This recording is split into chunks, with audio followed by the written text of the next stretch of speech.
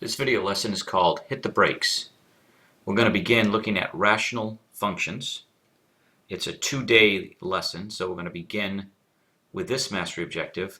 By the end of this, I'm hoping during class tomorrow, you can find the domain, the intercepts, the vertical asymptotes, and the wholes of rational functions. Rational functions are functions whose rules are of the form one polynomial divided by another polynomial. So just like fractions can be annoying, polynomial functions aren't bad, but rational functions are kind of like fractions. So the domain of rational functions can be found by looking for the set of real numbers that are not zeros of the denominator. So let's take a look at a couple of rational functions. The first we'll say will be f of x equals 1 over x cubed. Let's make sure we don't have any negative sign here. 1 over x cubed. So we really look at just the denominator. We're just taking a look at the denominator, and we look at what would make x cubed equal to 0. And with x cubed is our factors, and then we really have x times x times x. So really x cannot be equal to 0, because if it were, that would make our denominator 0, and there's no other values that would do that. So we'd say for this function, our domain at all reals except x being equal to 0. Let's take a look at a different one, a little bit more involved here. G of x, we'll call it g, is equal to the rational function whose numerator is x squared, let's see here, x squared minus 4, and the denominator will make the x squared minus 2x minus 8. Extend that. Again, if we're looking for the domain of a rational function, we're only concerned with the denominator. Okay, the denominator. So we want to exclude all numbers that are going to be zeros of the denominator. Now, I don't know if you recognize this or not, but x squared minus 2x minus 8 is factorable into, and 2 factors of 8. We might have a difference of 2, would be 4 and 2. We want the product to be negative, and we want the difference to be the sums of the inners and outers to be a negative. So I believe we put a negative here, right? Put that there.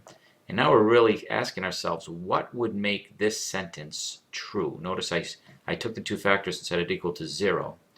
So notice there are 2 numbers that would be 0 if x is equal to 4, or if x would equal negative 2. It's a negative 2. So our domain would be all reals such that x is not equal to 4 and x is not equal to negative 2. Okay? So that's how we work with domains of our rational functions. Some properties of rational functions. First of all, intercepts. As always, the y-intercept will always occur when x is equal to 0. So it's the value of the function when x is equal to 0. That doesn't change for any function, so surely it would stay the same for rational functions.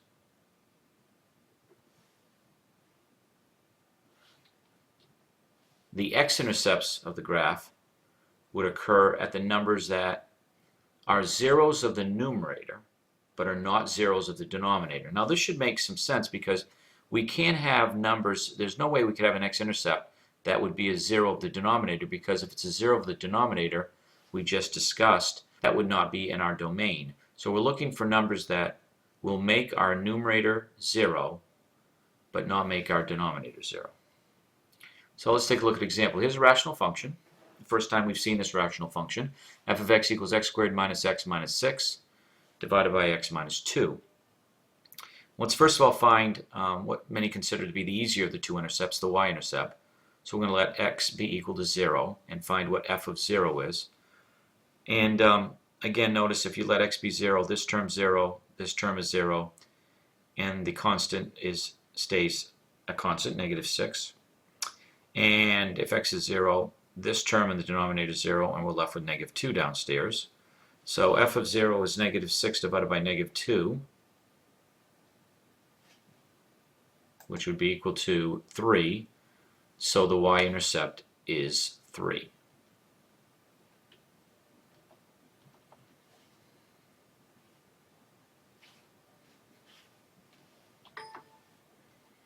Okay, moving right along here. Trying to find now for the what makes the numerator 0, trying to find our x-intercepts. Again, we take a look at the numerator and we factor it, and we get x plus 2 times x minus 3, set that equal to 0, and x would equal to -2 or x would equal 3. So our x-intercepts are -2 and 3. Rational functions. When it comes to continuity, we know that polynomial functions are always continuous, but unfortunately, that's how we got the title of today's video lesson is put the brakes on. There are two types of brakes. There are vertical asymptotes. These are imaginary vertical lines where our graph will approach but never reach. And they occur at numbers that make the denominator equal to 0 but not the numerator. Make the denominator equal to 0 but not the numerator. So when we find these numbers that make our denominator 0 to exclude them from the domain, we're actually beginning the search and the finding of vertical asymptotes. There's also another type of break called a hole. And holes occur at numbers that make both the numerator and the denominator equal to 0. So let's first of all look at vertical asymptotes. There's really three types of behaviors that rational functions will have on either side of vertical asymptotes. What could happen is the function could, as you get closer and closer to that c value, get smaller and smaller. We say decrease without bound. And as you get closer and closer from the other side, the same thing kind of happens. It decreases without bound. We could also have a situation where this is where our vertical asymptote is, which is kind of represented by this dashed line. It's not part of the graph, but it's drawn to show where the asymptote occurs. As the values of the function get closer and closer to c, the values of the function would get larger and larger. We say they increase without bound from the left side, and from the right side they could decrease without bound. And then, like this first example, this third example shows as we get closer and closer to the c value where the asymptote occurs, the value of the functions increase without bound on either side. To help us determine which of these scenarios happens, we talk about the big-little concept. And basically, it's a numerical concept. And if you think about it, I'll try to explain this as we go and then try to put it into the big-little words. But if c is a number far from 0, so if you've got a very large number, 100, 1,000, and they keep getting larger, then isn't it true that 1 divided by that number, 1 over 100, 1 over 1,000, 1 over a million, is a number very close to 0? Now, again, if you make this number far from 0 and it's a negative, even 1 over -1 million is a very close number to 0. But if c is close to 0, if you've got a number like 1/10th, 1/100th, 1/10,000th, and you divide that into 1, then you've got 1 over 1/10,000th. That's kind of the same as 1 times 10,000, and you get a very large number. So this far from 0, close to 0, numbers that are close to 0, we would consider them to be little. Numbers that are far from 0, we consider those to be big numbers. So we can kind of simplify it with this idea that the big-little concept is this, that 1 over big is little and 1 over little is big. So if you have 1 over big numbers, that will produce little numbers. And if you have 1 divided by little numbers, numbers are very close to 0, you get big numbers. Kind of easier to remember, I think, than these words. So that's the big-little concept. So to show you what I mean by this, here are three different functions that have asymptotes like we looked at with those three examples. Notice here, if we have 1 over x squared, then as we get closer and closer to x, then the number here is very little. So we have 1 over little, which is big, but it's a negative big value, which means it's very far from 0, so that on either side of the asymptote, it's getting closer and closer or decreasing without bound. Where this one, as we get closer and closer to 0 on either side, that means where the asymptote is, in all three of these, the asymptote occurs at x equals 0, or the y-axis. As we get closer to 0, we've got very small x values, so it's 1 over little. But on the left side of x, this is a negative number. So we've got a negative 1 over a very little number that's negative. The negative divided by the negative would be a positive. That's why this increases without bound.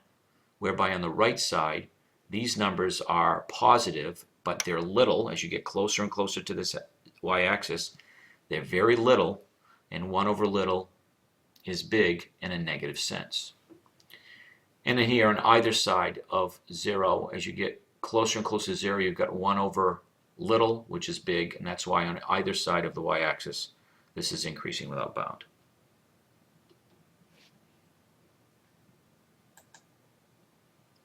So without a calculator, if we had something like this rational function, we wanted to describe the graph near x equals 3, then sketch it, we would look at clearly the denominator.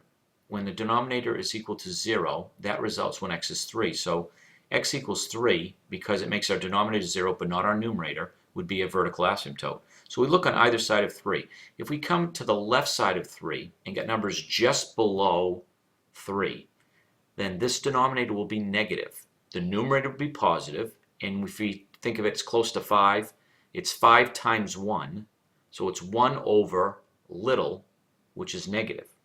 So that would be big in a negative sense. So we think that as we get closer to 3 from the left, it will be decreasing without bound. If we let x get closer and closer to 3 from the right, this would be numbers slightly bigger than 0, so still small, but positive, and so are these. So we've got 1 over little, which is big in a positive sense. You can see this in our table on our calculators. Get closer and closer to 3 from the right, they're positive, but from the left they're negative. And this is what our graph would look like. Holes. Remember, holes occur when the numerator and the denominator are made equal to 0 from the same number. So I'm going to go back to one of these we looked at earlier, and we're going to talk about g of x now, this one right here. Notice that if I factor the numerator, it would be x plus 2 times x minus 2. And then if I rewrite the denominator, it's x minus 4 over x plus 2. Well, we do have a value that makes the denominator 0, but not the numerator 0, and that's 4. So we know that x cannot equal to 4, but also we have a value that x can't equal, and that's negative 2. We said that earlier. But I don't know if you noticed this or not, but here is a factor that's like that one. So negative 2 makes both the numerator and the denominator equal to 0, and that means there's a hole at negative 2. Asymptote at 4, hole at negative 2. So let me remove this.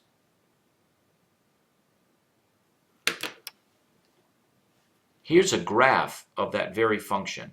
And you can see right here, I know it's blurry, this is a scan from my calculator, but here's the asymptote, which you can see a weakness of the graphing calculator is it shows asymptotes as part of the graph. This line on the TI-84s I don't think is shown, but this is at x equals 4. I know it's blurry. So our graph is getting closer and closer to, as it gets closer and closer to 4, it's decreasing without bound. And as it gets closer and closer to 4 from the right, it's increasing without bound. But right here at negative 2, you can't see it because graphing calculators don't show holes. There's actually a hole in the graph at x equals negative 2. And we know that because of the rule of the graph, or the rule of the function tells us that.